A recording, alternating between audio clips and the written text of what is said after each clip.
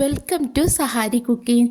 അച്ചാർ ഇഷ്ടപ്പെടുന്നവർക്കായി ഒരു മീൻ അച്ചാറിൻ്റെ റെസിപ്പി ആയിട്ടാണ് ഇന്ന് വന്നിരിക്കുന്നത്. എനിക്ക് അച്ചാറിടാൻ നല്ലൊരു നെയ്മീൻ വേണമെന്ന് പറഞ്ഞ് ഞാൻ ഏൽപ്പിച്ചിരുന്നു. അവരത് ക്ലീൻ ചെയ്ത് കട്ട് ചെയ്ത് തന്നു. ഒരു തൃപ്തി കിട്ടണമെങ്കിൽ എനിക്ക് ഈ കാക്കൻ്റെ കയ്യിൽ നിന്ന് തന്നെ മീൻ വാങ്ങണം. അതുകൊണ്ട് ഞാൻ വെയിറ്റ് ചെയ്ത് നിന്നതിന് നോൺ വെജ് അച്ചാർ ഇഷ്ടപ്പെടുന്നവരാണെങ്കിൽ ഈ ഒരു ഐറ്റം ഒന്ന് മസ്റ്റായിട്ടും ട്രൈ ചെയ്യണം. സൂപ്പർ ടേസ്റ്റ് തന്നെയാണ്. ഇങ്ങനെ ഒരു അച്ചാർ കയ്യിലുണ്ടെങ്കിൽ ചോറിനൊപ്പം ഇത് മാത്രം മതി, കറിൻ്റെ ഒന്നും ആവശ്യമില്ല.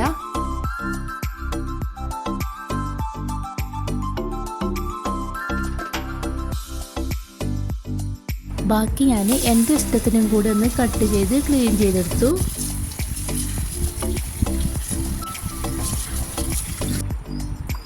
ഞാൻ മീൻ വാങ്ങിക്കാൻ പോകുമ്പോൾ നല്ല വെയിലാണ്. പെട്ടെന്ന് കാലാവസ്ഥയൊക്കെ മാറി ഇപ്പോൾ നല്ല മഴയാണ്. ഇപ്പോൾ ഈ ടൈമിൽ ഇപ്പം ഞങ്ങളെ നാടിപ്പോൾ എങ്ങനെയാണ്, ചിലപ്പോൾ മഴയാണ്, ചിലപ്പം വെയിലാണ്. എത്ര തിരക്കുണ്ടെങ്കിലും മഴ ഇങ്ങനെ കണ്ടിരിക്കുക അറിയുന്നത് ഒരു പ്രത്യേക വൈബ് തന്നെയാണ്. ഇനി നമുക്ക് മീനൊന്ന് ഫ്രൈ ചെയ്തെടുക്കണം. 2 ടേബിൾ സ്പൂൺ മുളക് പൊടിയും 1/4 ടേബിൾ സ്പൂൺ മഞ്ഞൾപ്പൊടിയും ആവശ്യത്തിന് ഉപ്പും ചേർത്ത് നന്നായിട്ടൊന്ന് കുഴച്ചെടുക്കുക. മസാലകളൊക്കെ പിടിക്കാനും വേണ്ടിയിട്ട് നന്നായിട്ട് കൈ വെച്ചിട്ട് തന്നെ കുഴച്ചെടുക്കണം. ഒരു അരമണിക്കൂറെങ്കിലും റെസ്റ്റ് ചെയ്യാൻ വെക്കണം. ഈ ടൈമിൽ ബാക്കിയുള്ള ഇൻഗ്രീഡിയൻസ് റെഡിയാക്കി എടുക്കാം.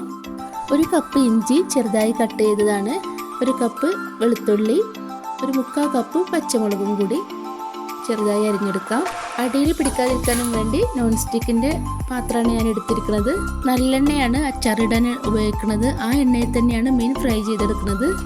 ഇനി മീൻ ഓരോന്നായിട്ട് ഇട്ട് കൊടുക്കാം. ഒട്ടിപ്പിടിക്കാതിരിക്കാൻ വേണ്ടിയിട്ടാണ് ഞാൻ ഓരോന്നായിട്ട് ഇട്ട് കൊടുക്കണം പറഞ്ഞത്. ഇല്ലെങ്കിൽ ഇളക്കി നമ്മൾ മറിച്ചിടുന്ന സമയത്തൊക്കെ മസാലകളൊക്കെ പോവും. മുഴുവനായിട്ട് ഇട്ട് കൊടുത്ത് ഫ്രൈ ചെയ്തെടുക്കാം. നന്നായിട്ട് ഉള്ളൊക്കെ വെന്ത് ഫ്രൈ ആവണം.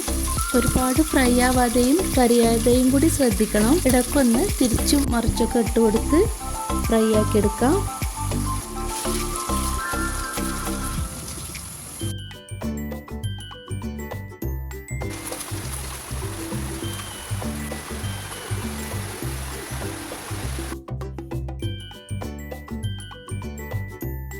മീൻ വെന്ത് ഫ്രൈ ആയി വന്നപ്പോൾ അളവൊക്കെ ഒന്ന് കുറഞ്ഞു പോയി. പാന് ചൂടായി തന്നെ ഇരിക്കുകയാണ്. ഈ എണ്ണയിൽ വെച്ച് തന്നെ അച്ചാറിട്ടെടുക്കാം. കടുകും ഉലുവയും കറിവേപ്പിലയും ഒന്ന് പൊട്ടിച്ചെടുക്കാം. ഇനി നേരത്തെ അരിഞ്ഞ് റെഡിയാക്കി വെച്ച ഇഞ്ചി, വെളുത്തുള്ളി, പച്ചമുളകും കൂടി ഇട്ട് നന്നായിട്ടൊന്ന് വഴറ്റി കൊടുക്കാം. ഒരുപാട് ബ്രൗൺ കളറൊന്നും ആവണ്ട, എങ്കിലും ഒരു 5-6 മിനിറ്റ് ചെറിയ തീയിൽ വെച്ചിട്ടൊന്ന് വേവിച്ചെടുക്കാം.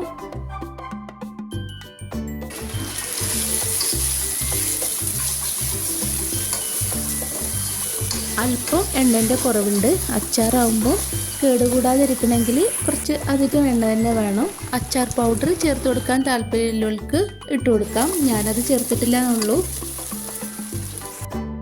ഈ ഒരു ടൈമിൽ 2 ടേബിൾ സ്പൂൺ നിറയെ മുളക് പൊടിയും 2 ടേബിൾ സ്പൂൺ നിറയെ കാശ്മീരി മുളക് പൊടിയും 1 ടേബിൾ സ്പൂൺ ഉലുവാപ്പൊടിയും ചേർത്ത് 1/2 ടീസ്പൂൺ കായപ്പൊടിയും ആവശ്യത്തിന് ഉപ്പ് ഇട്ടൊന്ന് ഇളക്കി കൊടുക്കാം. ചെറുതായിട്ടൊന്ന് മൂത്തതിന് ശേഷം ഇനി സുർക്ക ഒഴിച്ചു കൊടുക്കാം.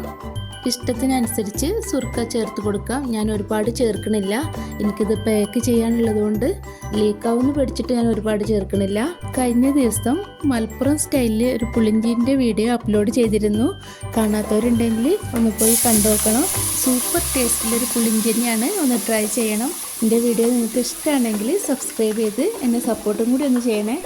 സുർക്ക ചേർത്ത് ഒന്ന് നന്നായി എല്ലാം കൂടി ഒന്ന് മിക്സ് ആവട്ടെ.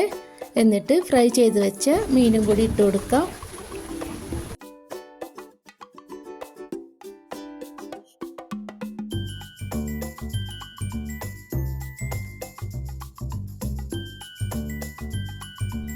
എല്ലാം ഒന്ന് മിക്സ് ആയതിന് ശേഷം 2 ടേബിൾ സ്പൂൺ ഉണക്കമുളക് ക്രഷ് ചെയ്തെടുത്തതാണ്, അതും കൂടി ചേർത്ത് കൊടുക്കാം. ഇത്രയേ ഉള്ളൂ, മീനച്ചാർ റെഡി ആയിട്ടോ. ചൂടാറിയതിന് ശേഷം ഉപയോഗിക്കാം.